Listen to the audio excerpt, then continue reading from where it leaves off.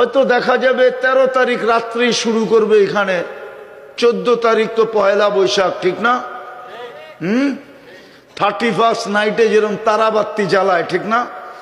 উপরে ছাড়ে আলো ছিটা ছিটা পড়তে থাকে, ঠিক না?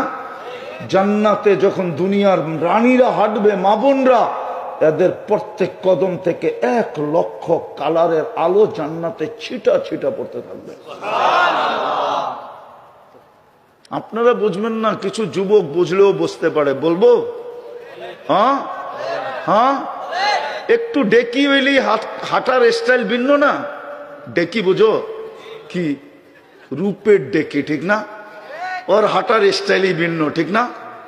আর একটু যদি পয়সা আলার হয়, আরো বেশি স্টাইল, ঠিক না? হ্যাঁ, জান্নাতে মা বোনদের হাঁটার স্টাইল এরকমই হবে।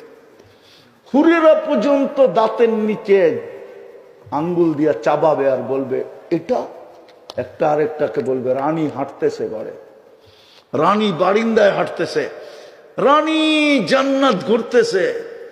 হায় হায় হায়। যুবকদের উদ্যোগে আয়োজিত উক্ত মাহফিলের সম্মানিত সভাপতি, উপস্থিত ওলামায়ে কেরাম, এলাকার বিভিন্ন জায়গা থেকে আগন্ত মুসলমান ভাইয়েরা, বিশেষভাবে যুবকরা, জানি না শোনার সুযোগ আছে কি নাই। যদি শোনার সুযোগ থাকে বা বাড়ি পর্যন্ত লাউড স্পিকারের আওয়াজ পৌঁছে, তো পর্দার অন্তরালে মা ও বোনেরা, কোরআন হাদিস থেকে যতটুকুই তেলাওয়াত করলাম, আশা রাখি একই সামনে রেখে কিছু কথা রাখবো, কিন্তু সাথে সাথে অনুরোধ করব, কাছের থেকে শুনি আর দূরের থেকে শুনি, কথাগুলো খুব মনোযোগ দিয়ে শুনব।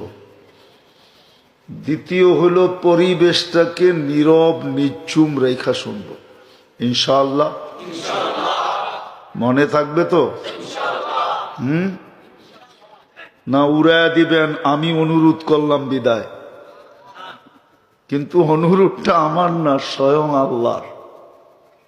আল্লাহ বলেন ইদা কুরিয়াল কোরআন ফাসতামিউ লাহ, যখন কোরআন বা কোরআনী কথা শোনো, পরিপূর্ণ মনোযোগ দিয়ে শোনো, যেখানে বসে শোনো, কোনো আপত্তি নাই, এখানে বসেই শুনতে হবে।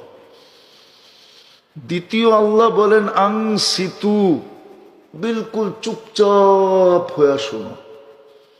এইবার তো বুঝে আসলো, ঠিক না? মানব তো?